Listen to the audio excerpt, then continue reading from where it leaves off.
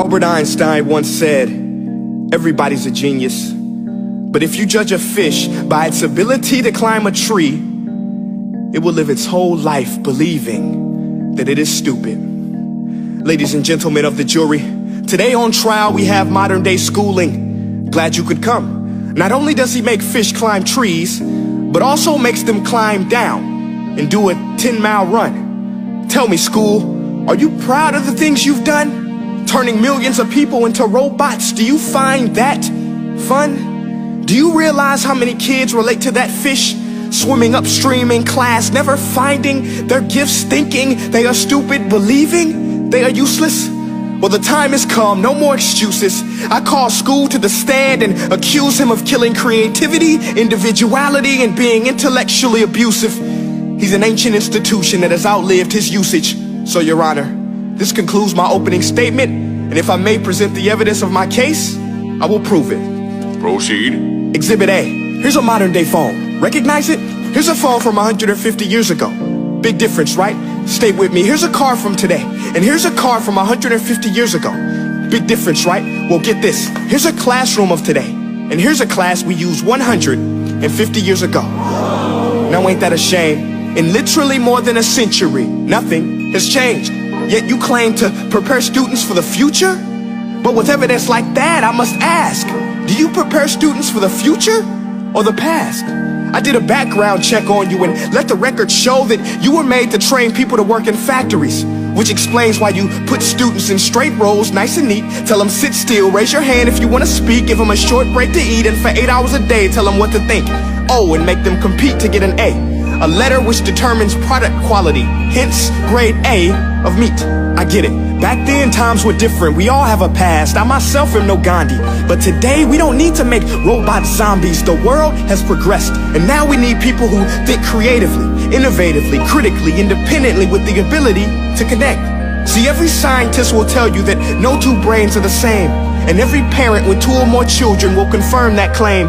So please explain why you treat students like cookie cutter frames or snapback hats, giving them this one-size-fits-all crap. Watch your language. Sorry, Your Honor, but if a doctor prescribed the exact same medicine to all of his patients, the results will be tragic. So many people would get sick, yet when it comes to school, this is exactly what happens. This educational malpractice, where one teacher stands in front of 20 kids, each one having different strengths, different needs, different gifts, different dreams, and you teach the same thing the same way? That's horrific. Ladies and gentlemen, the defendant should not be acquitted. This may be one of the worst criminal offenses ever to be committed. And let's mention the way you treat your employees. Objection. Overruled. I want to hear this. It's a shame. I mean, teachers have the most important job on the planet, yet they're underpaid?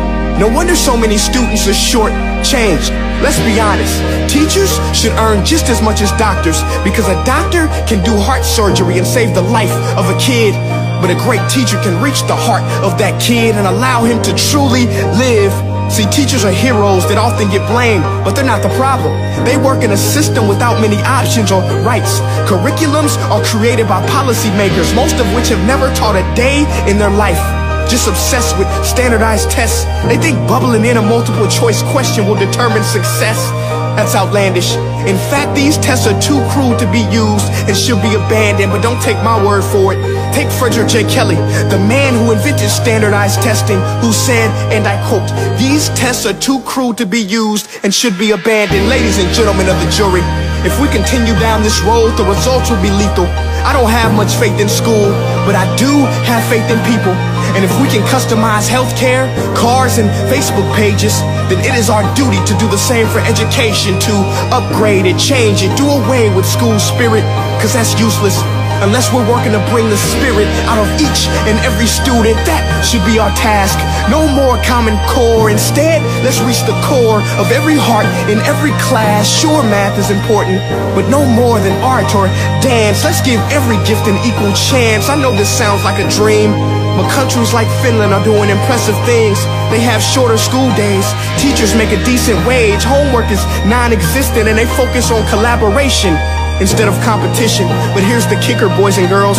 Their educational system outperforms every other country in the world. Other places like Singapore are succeeding rapidly. Schools like Montessori, programs like Khan Academy. There is no single solution, but let's get moving. Because while students may be 20% of our population, they are 100% of our future. So let's attend to their dreams, and there's no telling what we can achieve.